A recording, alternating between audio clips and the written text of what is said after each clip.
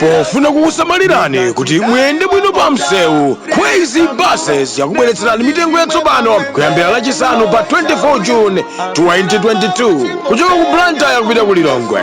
Akulu 20,000 kwacha ndi ana 15,000 kwacha. Return ticket kuchoka ku Bwande kupita ku Lilongwe. Akulu 35,000 kwacha ndi ana 28,000 kwacha. Kuchoka ku Bwande kupita ku Mzuzu. Akulu 32,500 kwacha ndi ana 25,000 kwacha. Return ticket. Akulu 60,000 kwacha ndi ana 47,000 kwacha. Kuchoka ku Mzuzu kupita ku Lilongwe. Akulu 20,000 kwacha ndi ana 15,000 kwacha. Return ticket. Kuchoka ku Mzuzu kupita ku Lilongwe. Akulu 35,000 kwacha ndi ana 25,000 kwacha. Mitengo iyamba kugwira ntchito lachisanu pa 24 June 2022. Ngati mukufuna kufunsa zofunsa zina, tangoimbani foni pa nambala iyi 0886 780 355. Khwezy buses, miles of smiles to your destination.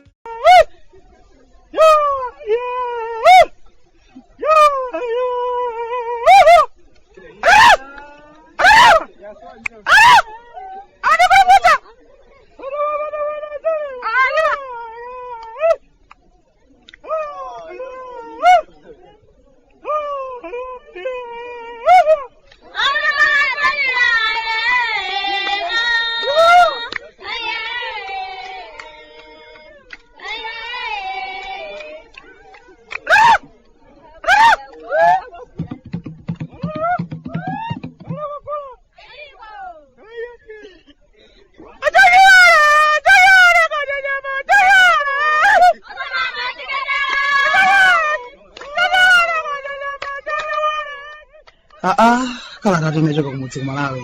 Bwande mukuli chani tsopano? Achimwene, ife tonse kuti tili bwino.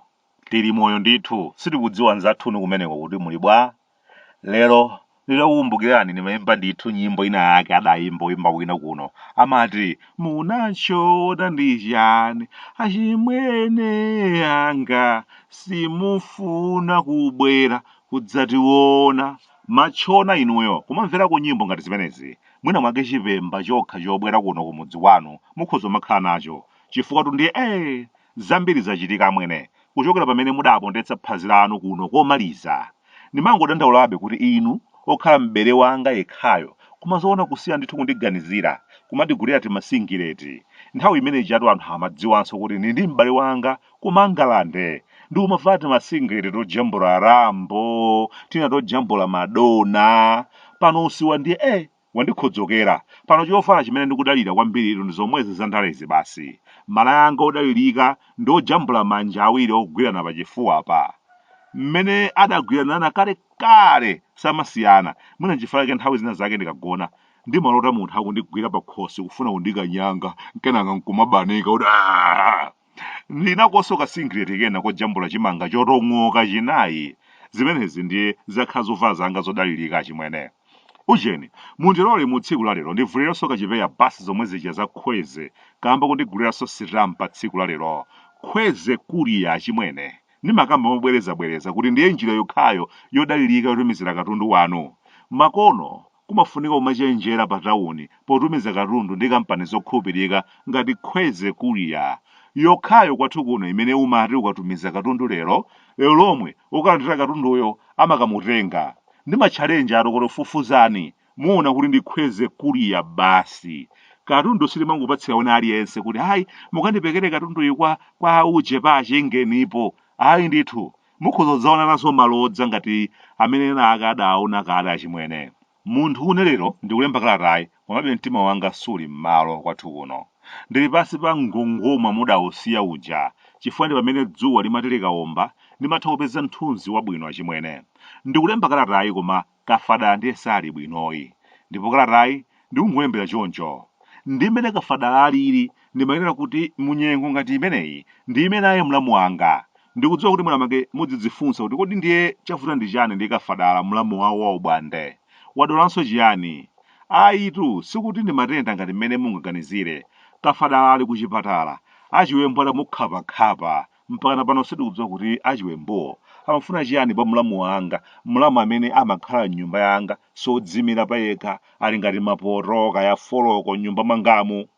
Koma mufotokoza kwake kuti amayenda amachokera kuonera mpira wa asatana ofira Lady Devils, kunali kandima ndithu ndi ngolowerayi amangodziyendera osadziwa kuti kunja kulinji, ndi pamene amadzi angomva choti phi basi mdima m'maso, wadzidzimukira atafika kuchipatala kuno achimwene. Zimene zichitika ndikafadala sizoyambayi, zikuchitika amwene m'madera ochuluka kwathu kuno. Miyoyo yathu sili bwino, chitetezo chasokoneka kwambiri. Ndikhulupirira mapholisa athu akumaona zimenezi. Amwene mdima ukangogwa anthu nkhawa zimakhala zili bii, kodi ndiye zilithera bwanji? Umbava wafika povuta kuopsa kwathu kuno, kuba chilichonse chimene akhoza kufikira. Anthu amayenda mwachewuchewu ngati dziko silawo. Nthawi inake tinkangomva za zinthu ngati izi kuti zimachitika ku Joweni, anthu mwina kubedwa masanasana, koma zoti zingafikenso kwathu kuno ayi ndithu. Nanjinanji anzathu amene adalitsika nditi magalimoto ndi akumachita kumvetsa chisoni amwene. Isayerekeze kufera pa njira ndiye kuti watha, asayerekeze pena pake kukhala ngati akuchepetsa liwiro ndiye kuti atha amenewo. Paliponse anyamata otalikitsa manjawo amachita kukhala ngati mimbulo achimwene, sizikukomayi. Kungoti nthawi zonse achimwene kwathu kuno ziganizo zina zikumachitika mochedwa kwambiri. Chitetezo chasokonekera, muona adindo ali duu akuchita kufuna ena ake ochuluka atayika miyoyo yawo, ndi amadzati zikukhala ngati ndizavuta tendichitepo kanthu. Akuba amachita kukhala ngati onse amabisala phanga limodzi, koma mapholisa athu ayi ndithu ndiye ndi chete. Koma mwati ena ake sakumachitira dala ngati mmene amachitira ndi anyamata mkati mwa ndende aja amankana atibera potumiza mameseji apa tenifolo ya m'manja aja, komanso kuimba matenifolo aja. Amati hello Bwande, ndine chimwemwe halawala transporter, ndatenga katundu wanu kuchokera ku South Africa, chonde tandiyimbirani pa nambala izi. Ndiye nake ofuna kukolola posalima, anthu oti alibe loko ni m'bale mmodzi yemwe aku Joweni, koma amatanganidwa nazo basi akuti abweretsa masikirini titayeta nkhongoti tipeze ma TV yoonera opanda nkhongo. Hello, ndikulankhula ndi Bwande bwandasa. Ine ndine chindipha ndikuimbira kampani ya matenifolo, kuti mulandira message imene tinatumiza pakatipa Bwande bwandasa. Akamatero pasipasipa pamamveka ndithu gulu la anthu kuti awatu awa ali mkati, ali ndende awa. Mmene matenifolo amakapezekera ku ndende kumene matenifolo amaletsedwa palibe amene amadziwa. Okhudzidwawo samakhaso ndi chidwi. Wina nyamata amene amakonda zimenezo mawu ake amakhala amodzimodzi omwewo. Anthu akuchikumbeni kuno ndachita kuwaloweza, koma zimaoneka ngati ali pamwamba kwambiri, ngakhale asilikali a ndende sangamukhudze. Njifaka achimwene pena ndikamaona zina zake zikuchitika ndimaona ngati timachitira dala. Ndimaona ngati pali ndithu mgwirizano wina wake pakati pa osungitsa bata ndi awo amene akuswa bata. Nanga chifukwa chani zinthu zikamachitika akuluakulu amapholisa wali duu osatuluka kuthukuta. Akuluakulu tiye tikhale pansi tikonze, ayi ndithu kumangoti tikuchita zonse zotheka kuti tikonze zikhala bwinobwino. Anthu akuchita mantha, akulephera kugwira ntchito zawo za tsiku ndi tsiku. Akuluakulu amapholisa sakulabada ndi komwe zoti aganizire ena ang'onoang'ono maudindo kuti kodi akugwira ntchito bwanji. Ayi, alibe nazo ntchito. Molalo ya anyamata ogwira ntchito kumapholisa ndi yotsika kwambiri. Njifaka ambiri amati akapeza danga loti wina wake waomola katundu pena pake amakhoza kuwankha mosavuta, ine nanga ndikadya chani. Kuyima nthawi yayitali pa dzowa, kuyendayenda kuyesera kusungitsa bata tauni yonse, koma mthumba mulibe kalikonse kuti angagule chinangwa. Uniform yeniyeniyi kuti alandire ina ndiye matatalazi akuti yomaliza kuguliridwa inaperekedwa zilumika zingapo zapitazo. Mapholisa ena ndithu kumachita kuvala uniform koma tsopano zigamba zokhazokha amwene. Ena chijombo chakutha chinayasamula kalekale chinabowoka pansi, anadulira chatheyala anamata, chatheyala chonse chinabowoka mpaka anapita nacho kwa rasta okhoma zidebe, anakakhoma zimalata za basi, akamayenda amamveka ngati ngelo Gabuliyere akubwera. Nthawi yokweza maudindo ikafika, okwezedwa okhala omwewo basi amene amawakomera m'maso mwawo. Ena akhala udindo umodzi omwe mpaka na zilumika 20. Kodi otereyo kumuuza nkhani zachitetezo angadzipereke? chitetezo sichili bwino inde, mapholisa athu sakugwira ntchito yabwino. Koma kodi tinayamba takhalako pansi kuonekanso kuti kodi umoyo wawo uli bwanji? Kale mapholisa makhala ndi zibonga, jombo waliwali, amalandira polishi. Pano zibonga zidasiya kalikale sizionekanso. Jombo yopolishi adasidwa kalikale saperekedwanso. Ofesi ya thunthu kugwira wakuba, anthu ndikumauzana kuti akuluakulu tayang'anani chilambe timumanga ameneyu. Unyolo bwanji apa chatu pa ofesi ponse pano palibepo unyolo, maunyolo anatha kalikale sagulidwanso. Apolisi opanda unyolo ndiye kuyembekeza kuti kuchitika tsenga lina lake lodabwitsa. Mabwana ndikudziwa adzinena kuti Bwande chimene chingakhale chifukwa chokwanira choti atayirire pa chitetezo iyayi.